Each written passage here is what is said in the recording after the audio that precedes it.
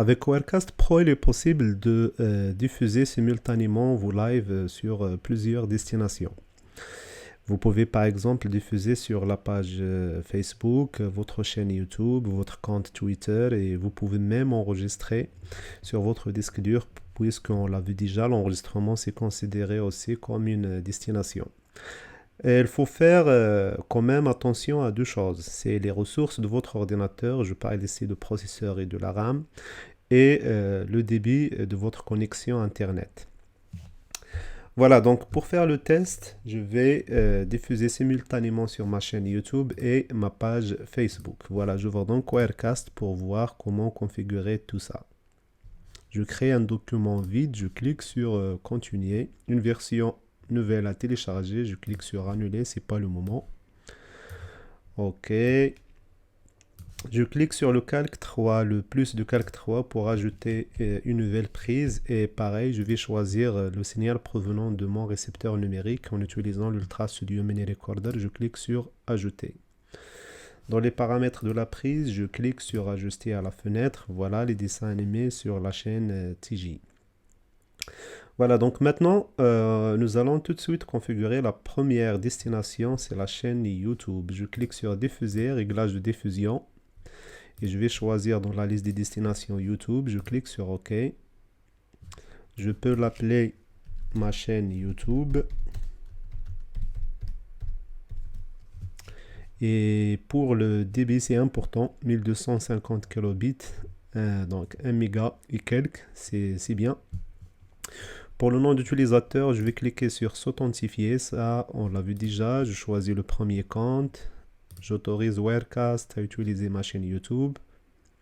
Une fois connecté, je clique sur le plus pour ajouter un nouvel événement. Et là, je vais l'appeler par exemple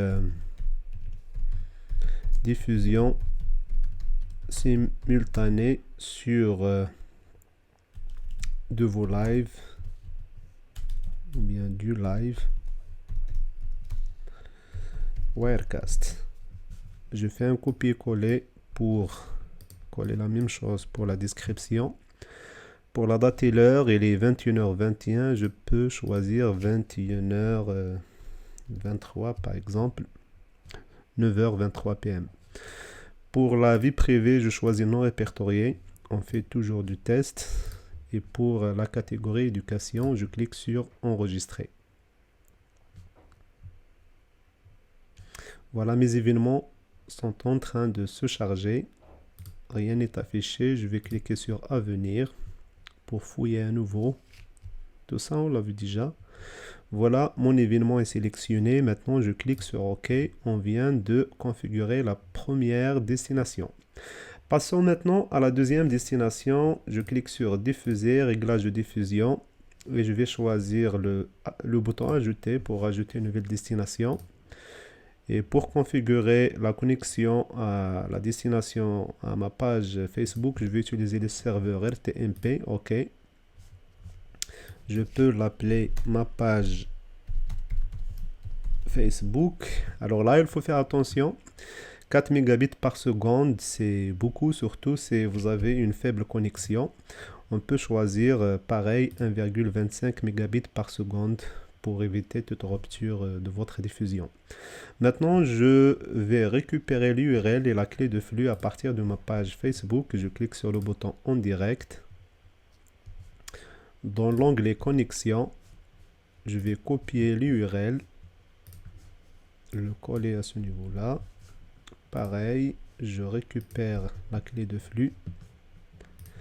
Je vais la coller, ici, commande V, donc tout ça on l'a déjà vu. Le plus important, donc, j'ai dit, c'est le débit de diffusion. Il faut faire attention. OK. Voilà donc dans diffuser, réglage de diffusion, j'ai mes deux destinations, ma page Facebook et ma chaîne YouTube. Je répète, il faut choisir un faible débit pour la page Facebook, 1,25 mégabits par seconde. Ça dépend en fait de votre connexion Internet. Et pareil pour la chaîne YouTube, j'ai 1 méga et quelques. Voilà. Donc mon événement est déjà sélectionné ici. Je clique sur OK.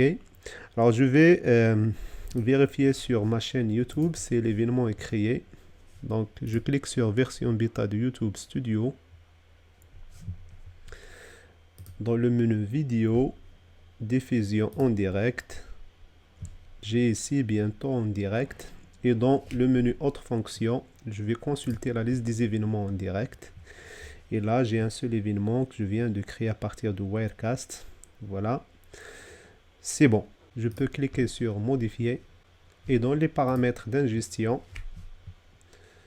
il faut s'assurer que la clé de flux à usage unique est sélectionnée et l'encodeur Wirecast pour YouTube est sélectionné également. Je clique sur enregistrer les modifications.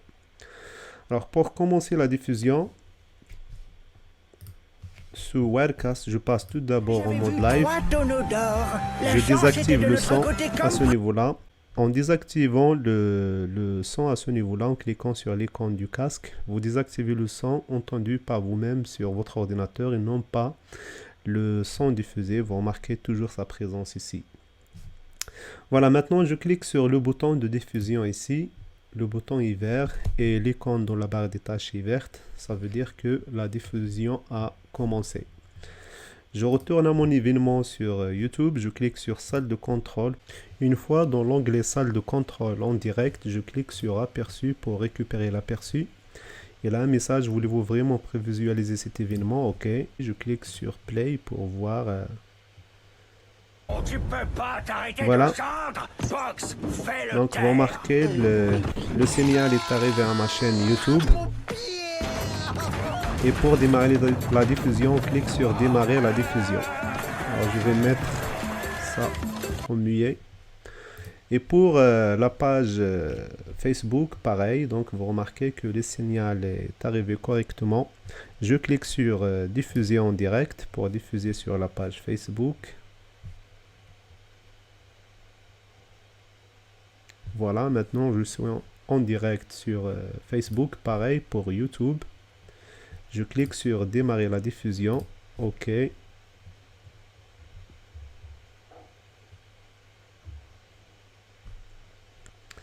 Voilà, donc je viens de passer au live sur YouTube également. Et je peux regarder, j'ouvre dans un nouvel onglet sur la page de lecture. Donc voilà, félicitations. Notre live fonctionne sur YouTube et sur Facebook également. Je vois une sirène avec une moustache. Je tombe maintenant un coup d'œil sur le taux d'occupation de notre processeur. Il est à 69 parfois 50, 61. Mais si j'ajoute l'enregistrement, je pense ça va planter. Pour arrêter la diffusion sur les deux destinations, je peux arrêter à partir la diffusion à partir de la page Facebook et à partir de YouTube en cliquant sur arrêter la diffusion. Et je peux aussi arrêter le tout à partir de Wirecast en cliquant sur cette icône. Voilà, c'est ce que je vais faire.